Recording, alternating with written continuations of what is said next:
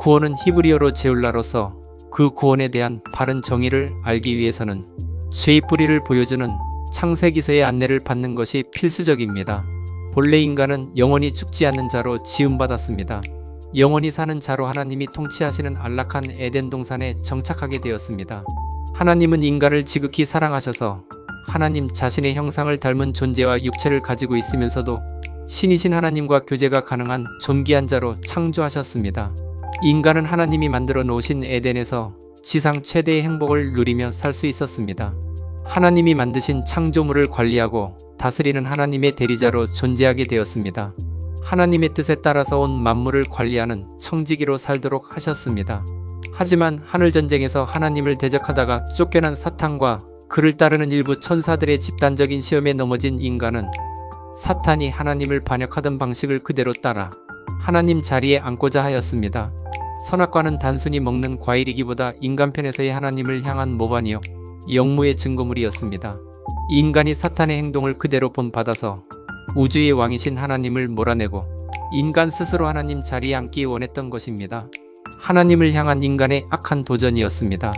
지음받은 인간이 자신을 만드신 하나님과 맞서 짱 뜨려는 사악한 일이었습니다.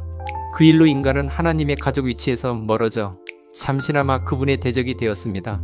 그리고 범죄하는 영혼은 죽으리라는 하나님의 말씀대로 인간의 육체와 영혼이 모조리 죽는 완벽한 죽음이 찾아왔습니다.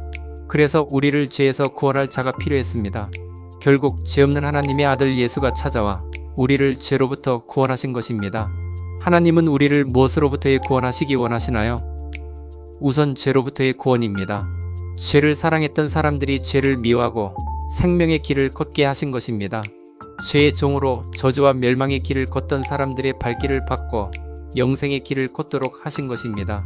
그래서 예수 이름의 의미가 저희 죄에서 구원할 자라는 의미를 가지고 있는 것입니다. 인간의 범죄로 천국을 상징하고 있는 지상낙원인 에덴에서 쫓김을 받았습니다. 따라서 구원이란 단순히 인간이 죄사함을 받아 하나님의 자녀가 되는 것 이상입니다. 구원이라는 말의 분명한 의미는 죄된 삶에서의 구원만을 의미하지 않습니다.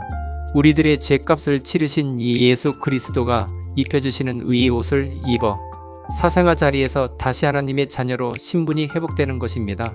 더 나아가 주의 재림 시 육체적인 죽음에서 깨어나 생명의 부활을 받게 되는 특권까지 누리게 되는 것입니다. 사망 권세 이기신 주님과 똑같이 육체도 부활하여 잃어버린 에덴 동산에 다시 들어가 살 수 있는 기회를 얻는 것입니다. 영혼만 구원받아 영으로만 사는 것만이 아닌 육체와 영혼 모두가 새로운 피조물로 변화되어 하나님이 예비하신 새 에덴에 입성하여 영원불멸의 삶을 살게 되는 것이 구원입니다. 보라, 내가 너희에게 비밀을 말하노니 우리가 다 잠 잘 것이 아니요 마지막 나팔의 순식간에 홀연히 다 변화되리니 나팔 소리가 나매 죽은 자들이 썩지 아니할 것으로 다시 살아나고 우리도 변화되리라. 이 썩을 것이 반드시 썩지 아니할 것을 입겠고 이 죽을 것이 죽지 아니함을 입으리로다.